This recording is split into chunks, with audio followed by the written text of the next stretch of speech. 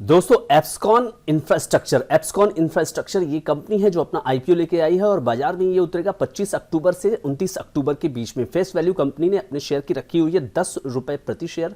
Price band होगा 440 रुपए से 463 रुपए और एक लॉट में होंगे 32 शेयर्स।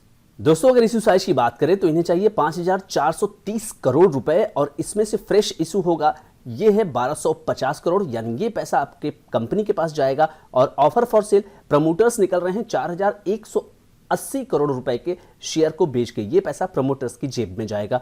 इंप्लॉय डिस्काउंट होगा 44 रुपए प्रति शेयर का।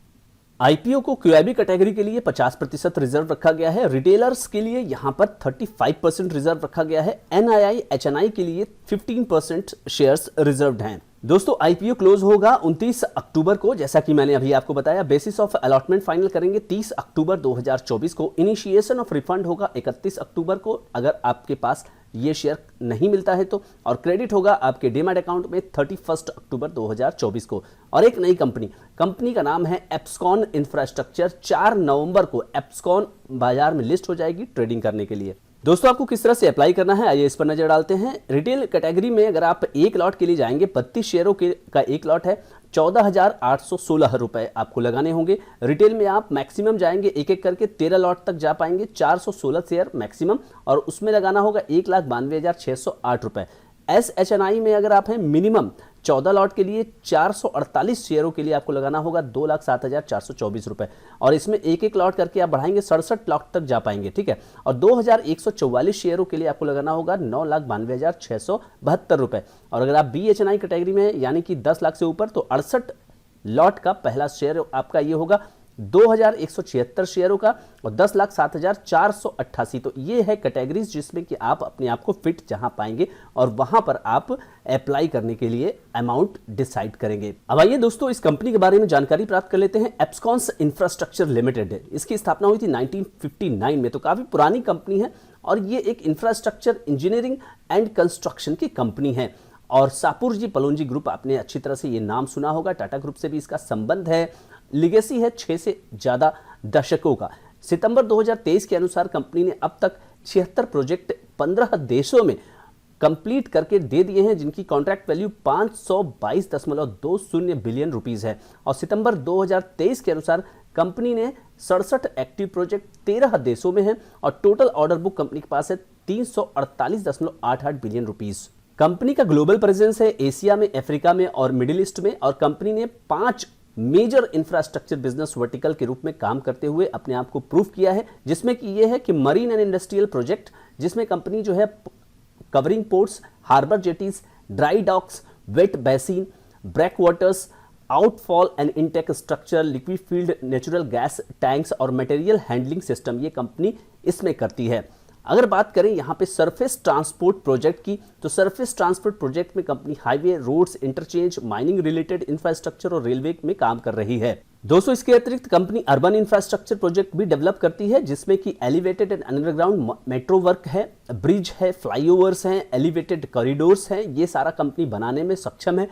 हाइड्रो और अंडरग्राउंड प्रोजेक्ट्स भी कंपनी कवर करती है, जैसे कि डैम्स, बैरेज, टनल, ये भी काम करता है। ये underground work, water and irrigation का काम भी कंपनी को आता है। और ऑयल एंड गैस प्रोजेक्ट्स, जिसके के अंदर ऑफशोर और onshore oil and gas projects में कंपनी एक्सपर्टाइज रखती है। कंपनी का कहना है कि उसके कुछ कॉम्पिटिटिव स्ट्रेंथ है, उस पर बात करते हैं। Strong track record of timely execution of large scale complex and high value project company कर सकती है। और टाइमली एग्जीक्यूशन आप समझते हैं कि इंफ्रास्ट्रक्चर में कितना इंपॉर्टेंट होता है। और उसके बाद डाइवर्सिफाइड ऑर्डर बुक है, अक्रॉस जियोग्राफीज है, क्लाइंट, बिजनेस वर्टिकल, सब में जो बिजनेस वर्टिकल अभी हमने बताए हैं, और क्लाइंट ग्लोबली है, स्ट्रॉन्ग फाइनेंशियल परफॉर्मेंस है, जो अभी हम देखेंगे।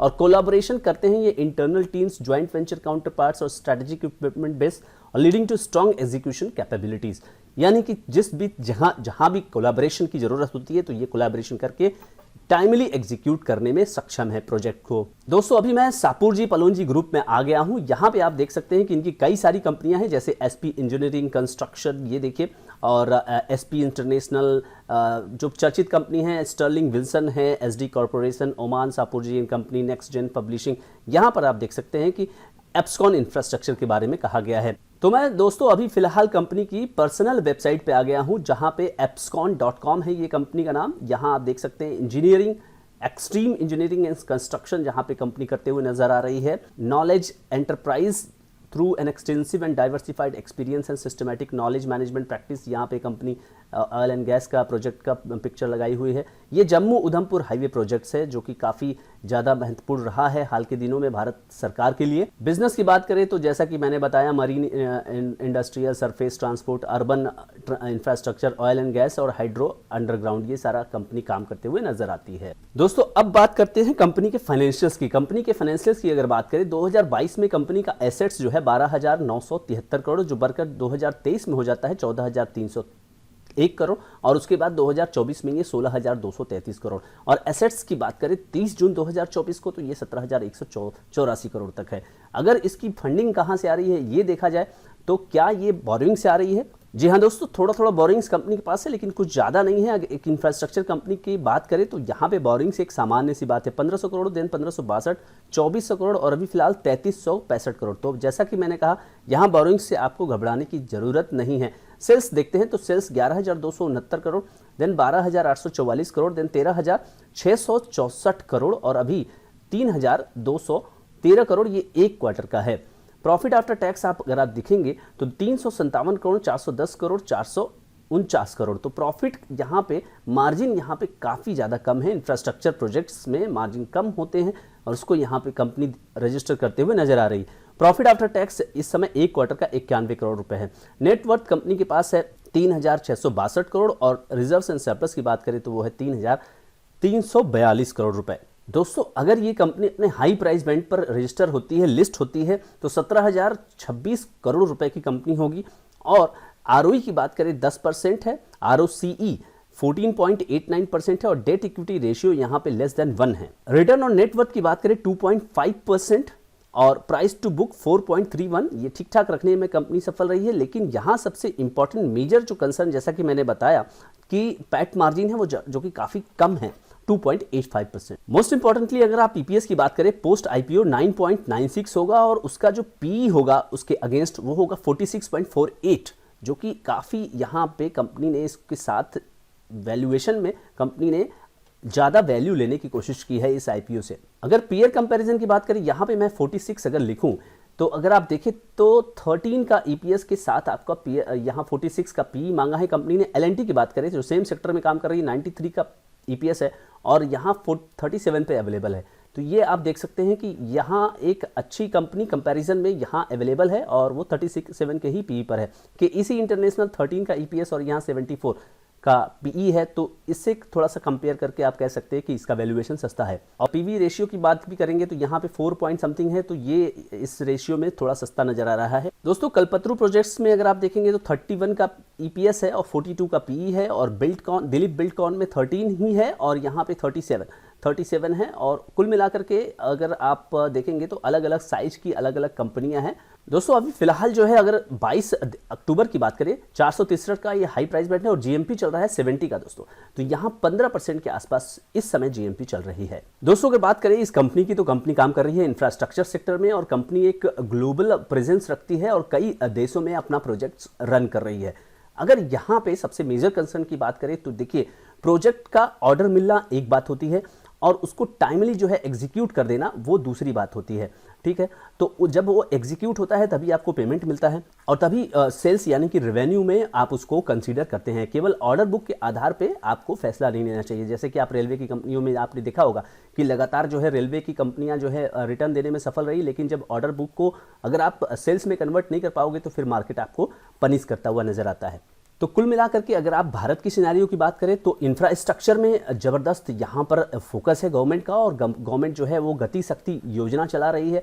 तो गति शक्ति योजना का सीधा बेनिफिट इस तरह की कंपनियों को मिलता हुआ नजर आ सकता है। तो ये तो दूसरी बात रही। अगर नेगेटिव एस्पेक्ट की बात करें तो इसमें नेगेटिव एस्पेक्ट यही होता है दोस्तों कि टाइमली डिलीवरी एक बड़ा चैलेंज होती है। अगर आप वो करने में सफल नहीं हो पाते हैं तो ये दिक्कत वाली बात होती है। कंपनी के एस्पेक्ट की बात करें तो कंपनी के पास एक्सपीरियंस है और कंपनी टाइमली एग्जीक्यूट भी कर लेती है सारे प्रोजेक्ट्स को। लेकिन अगर बात करें फाइनेंशियल्स में पैट मार्जिन की, तो कंपनी उसको बनाने में सफल नहीं हो पा रही है। केवल 4.5% का पैट मार्जिन है, जो कि एक मेजर कंसर्न है दोस्तों। अब अगर कंपनी लोन वगैरह दे सकती है और उसको अगर चुका लेती है भविष्य के अगर प्लान्स के अनुसार, जैसा कि कंपनी ने बताया, तो पैट मार्जिन जो है वो इंप्रूव होता हुआ नजर आएगा। लेकिन ये अच्छा होता कि कंपनी अपने रिजर्व से ही ये पेमेंट करते हुए नजर आती और जो पैसा उठा रही है, बाजार से जो पैसा उठा रही है, उसको एक्सपेंशन में लगाती, तो वो ज़्यादा बेटर होता। वैल्यूएशन की बात करें तो वैल्यूएशन ठीक ठाक रखने की कोशिश कंपनी ने की है। एक मिड कैप कंपनी के रूप में ये रजिस्टर होगी, ये लिस्ट होगी और उस हिसाब से वैल्यूएशन ठीक ठाक रखने की कोशिश की गई है। अगर आप ऑन एन एवरेज 20% का भी यहाँ अपसाइड देखेंगे तो कंपनी करीब करीब 20 से 25 हज़ार करोड़ के रूप में लिस्ट होगी। तो दोस्तों उस लिहाज से अगर बात करें तो क्या लिस्टिंग गेन होने की संभावना है? अभी फिलहाल जो जीएमपी चल रहा है वो केवल 15% का चल रहा है, तो यहाँ पे फ्लैट या फिर ऑलमोस्ट 10 to 15% का यहाँ लिस्टिंग गेन आपको मिल सकता है। मैं लिस्टिंग के रिगार्डिंग जो जीएमपी का ट्रेंड है उससे रिलेटेड वीडियो आपको अपडेट करता रहूंगा।